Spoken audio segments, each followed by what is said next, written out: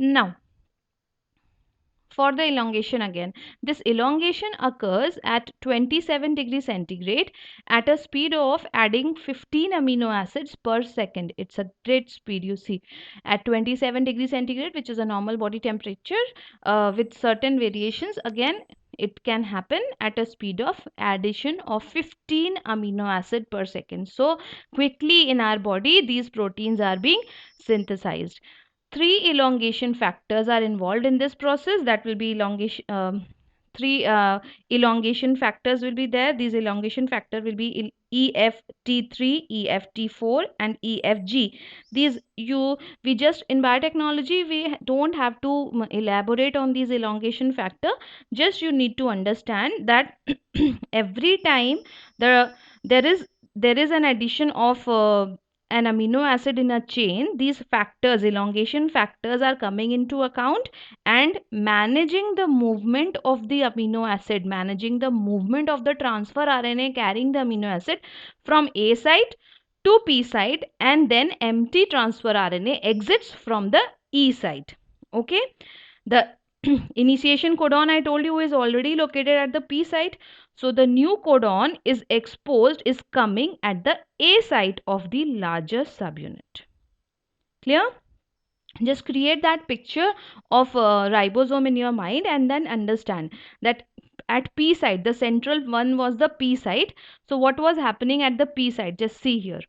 At the P site, this amino acid AUG methionine is already present. Next amino acid will enter from the A site, and peptidyl transferase enzyme is involved in the formation of peptide bond. This is an important thing you need to understand. The enzyme which is responsible for the formation of peptide bond at P site of the larger subunit is called as peptidyl transferase.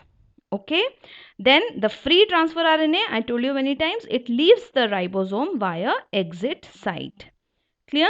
These whole steps repeat again and again. Every time a new amino acid according to the anticodon is entering the ribosome from A site, moving to P site, formation of peptide bond occurs, and then it exits from the E site. Clear? This whole chain, this whole three reactions, three steps, four steps are undergoing every time, every time, so that a long protein chain is formed.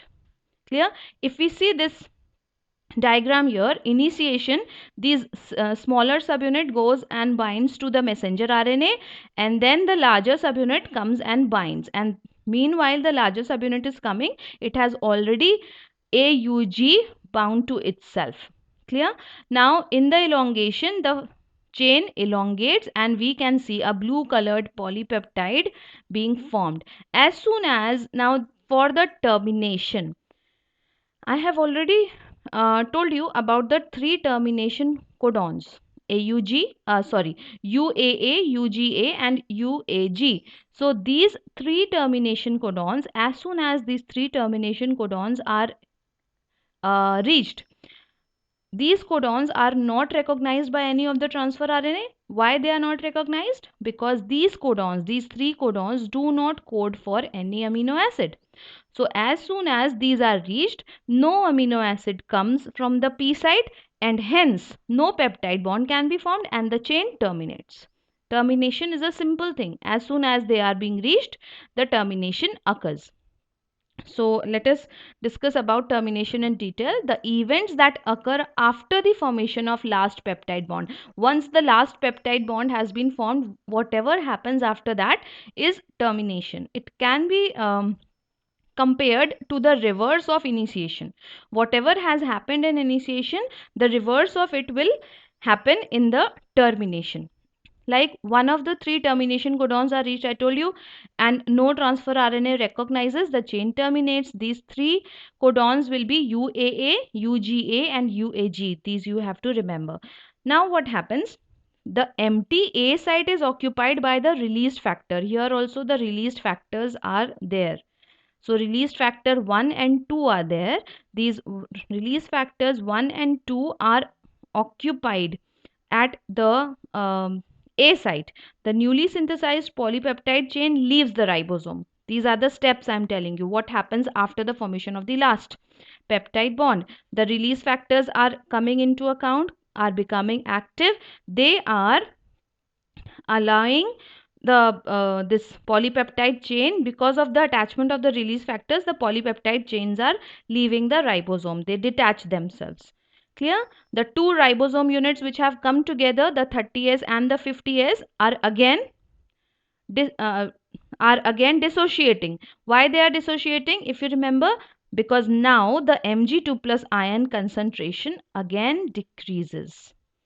Clear? I told you this in earlier when I was teaching you about these ribosomes, that these two subunits of ribosome come together only when there is a high concentration of Mg2 plus ions. When there will be a low concentration of Mg2 plus ion, these two subunits will again dissociate. So this is what happening in the termination process. Again the Mg2 plus ion concentration decreases, and as soon as this concentration decreases, this 30S unit and 50S unit will dissociate from each other, and this combination will not be there anymore. So now this sometimes it can happen that one messenger RNA, the one messenger RNA chain is being translated at the same time by different ribosome units, by different ribosome attached to the same uh, mRNA chain. So in that case, many ribosomes are attaching. When I'm saying ribosome, I mean both the, of course, both the units together. So many ribosomes attach at different sites on the same messenger RNA, so that all are working simultaneously and producing peptide from different genes present on the messenger RNA. So a condition may arise sometimes when different ribosomes are attached on the same messenger RNA, and we call it as polyribosome, because many ribosomes are attached on and working on the same messenger RNA. Okay, clear? Let us understand the process more. What happens actually in termination? As soon as UGA, you can see here, UGA is reached, none of the amino acid is being coded, and the chain terminates. And what else is required here? Certain release factors, the release factor 1 and release factor 2. Once the stop codon is being reached, then only these release factors are initiated, and then they come into function. They become functional and stop the protein synthesis, stop the translation of the protein. Clear to all of you? Now this was the whole translation process. Before, the last topic of this chapter is gene structure, which we will discuss now.